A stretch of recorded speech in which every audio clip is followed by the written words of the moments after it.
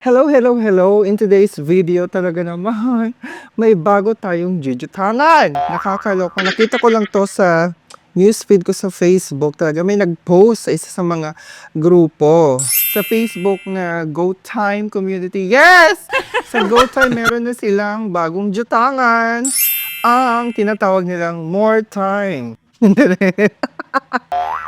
Ang tinatawag nilang more time. Ano ba tong more time? More time na ite. So, finally, nagkaroon na rin ng pautangan or credit product ni GoTime. Matagal-tagal natin inantay. How many years din tayong nag-antay ng pautangan ni GoTime Bank. Kung naalala nyo, maraming tayong naging video about GoTime. Panoorin nyo na lang. So, hindi na lang siya more of savings or pambayad ng bills, bank transfer dito, transfer doon. Hindi lang siya mga ganong services ang makukuha natin ngayon kasi nag-update sila, may bagong installment. Yes, installment ang tawag dito sa More Time na Itechiwar. Yes, as you can see, ito yung screenshot ng isa sa mga miyembro ng GoTime community. So, ito yung kanyang offer. Oh, may ganyan siya.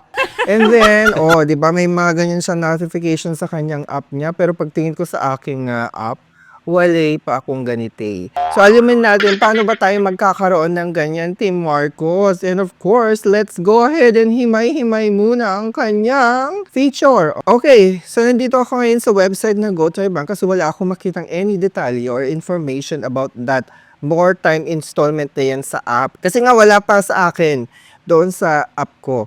So, ito yung sa website. So, as you can see, GoTime is the growing bank in the Philippines or fastest growing bank in the Philippines. And mind you, legit na legit si GoTime Bank ha. Kasi hindi lang siya digital bank pero syempre supervised by the Bangko Sentral ng Pilipinas na rin siya. Banking with GoTime Bank is more than transactional. It's a beautiful experience, sabi. So, as you can see dito, meron na siyang credit na product. Early access siya. Early access pa. Ito naman tayo, it's early access.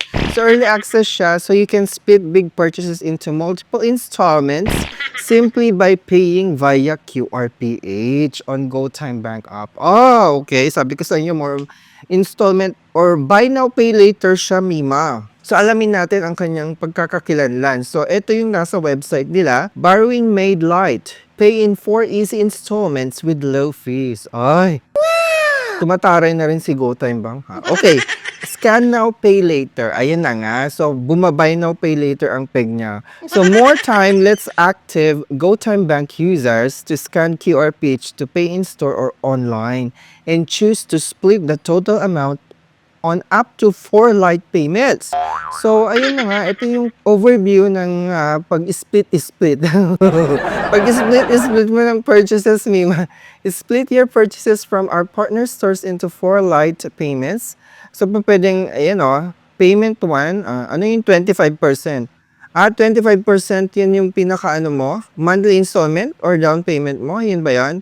Tapos, payment 2, ganyan, in 30 days, may ganon. 60 days, 90 days. Okay.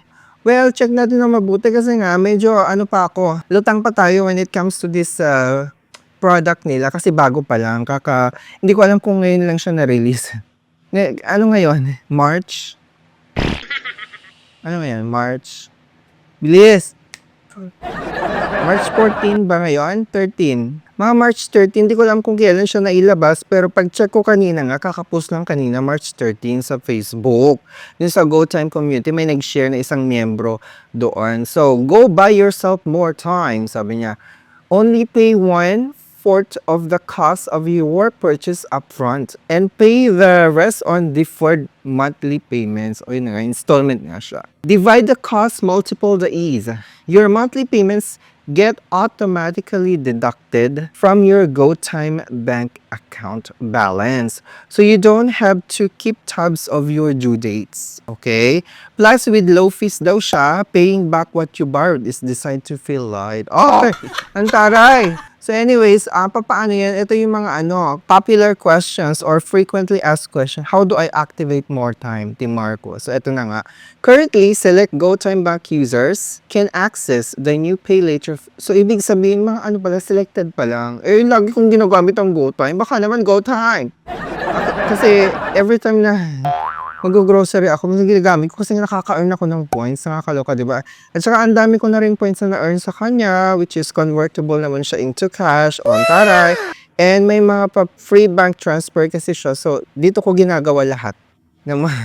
Hindi naman yung 100% lahat ng transactions ko when it comes to digital banking. But most of them talaga naman dito sa GoTime Bank. Kasi sayang yung sayang yung points na na-earn ko dito eh.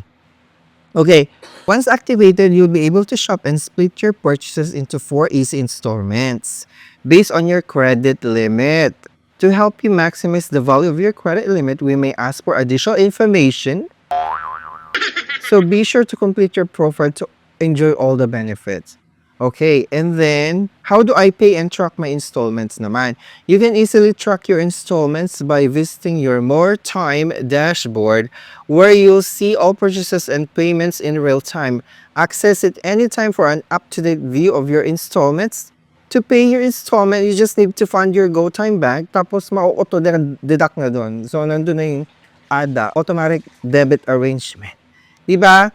What is More Time? More Time offers you a lighter way to pay for the products and services you've been saving for. For exclusive early access, you can split your purchase into 4 equal installments starting with a 25% down payment for your first installment and the rest over 90 days plus your unique low monthly fixed fee. Oh, ang taray.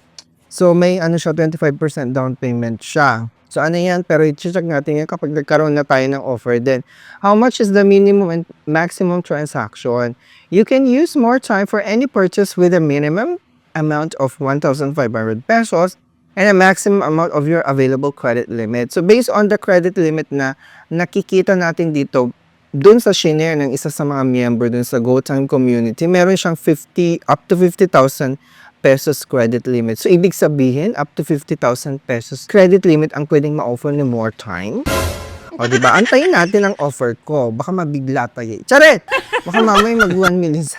Charot. So, anyways, continue natin. How much do I need to have in my account to purchase using More Time? When you choose to pay in installments with More Time, ensure you have enough in your GoTime Bank account to cover the 25% down payment and your fixed monthly fee for the transaction.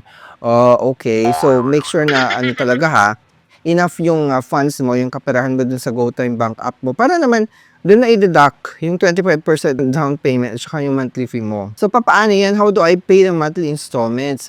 For your convenience, your installment amount and monthly fee will be automatically debited from your GoTime Bank account and specified due date. So, ganun lang siya kasimple mga mima.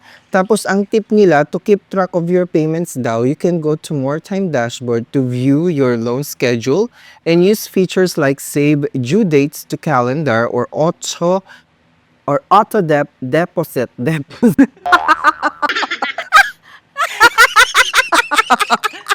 Debit sana yung sasabihin ko eh. Auto deposit, di ba? To GoTime Bank. This is the only payment method available right now. This is auto deposit. So, ito na nga yung pag-open ko ng aking nagulat ako, wala pa. Wala pa kong offer, nakakaloka. Kala ko early access. Dahil kung transactions dito eh. O, di ba may mga pag-go-saves pa akong nalalaman. And then, yun nga, wala pa pala akong offer. So, alamin natin sa susunod na araw, baka mag-offer ako, babalitaan ko kayo mga Mingmarya. So, sa mga hindi pa po nakakapag-register at nakakapag-sign up kay GoTime, matagal ko na sinabi sa inyo mag-sign up ng kayo. Para naman, maka-earn kayo ng mga rewards points. Kasi dahil ko ng rewards point din na nakakubli. Di ba? And siguro gagamitin ko siya in the future. So, gamitin nyo na gamitin ang GoTime Bank para scan-scan na lang kayo kapag nag-grocery kayo. Napaka-convenient niya, Mima. So, lahat po pwede nyo siyang puntahan. Pwede nyo gamitin as long as they have the QRPH na logo doon sa merchant. So, po pwede mong gamitin ang GoTime. And of course, make sure na may laman naman yung GoTime Bank app ninyo, mga memorya. And take note, may mga free transfers or bank transfer din sa GoTime every month. Hindi ko lang alam kung kung ilan sa inyo, pero sa akin, I think 3 bank transfers for free per month sa akin. Tapos may free deposit din siya. Mga 3 beses per month. O, diba? Ang taros. So anyway, sa mga hindi pa po nakakapag-subscribe sa akin, make sure you subscribe for more details and updates regarding sa mga ganitong review. And of course, i-update ko kayo kung magkakaroon ako ng offer na ganito at Chiwarya. Hihimay-himayin natin ang bonggang-bongga. O, diba? Thank you so much for watching. And sa mga naghahanap po ng mga pautangan dyan, mga cash flow, diba? Or alternative cash flow na pang-emergency or kinembular ninyo. I-try nyo itong pwede nyo subukan itong Cash Express, wherein you can enjoy 0% interest for the first 7 days. O, diba? Take advantage mo na ang first 7 days na 0% interest, Mima. You can click on my link below dun sa description ng video na Itechua. Tapos, madadirect na kayo dun sa application process. And then, balitaan nyo naman ako kung ma-approve kayo ng Cash Express. Maraming salamat. Bye!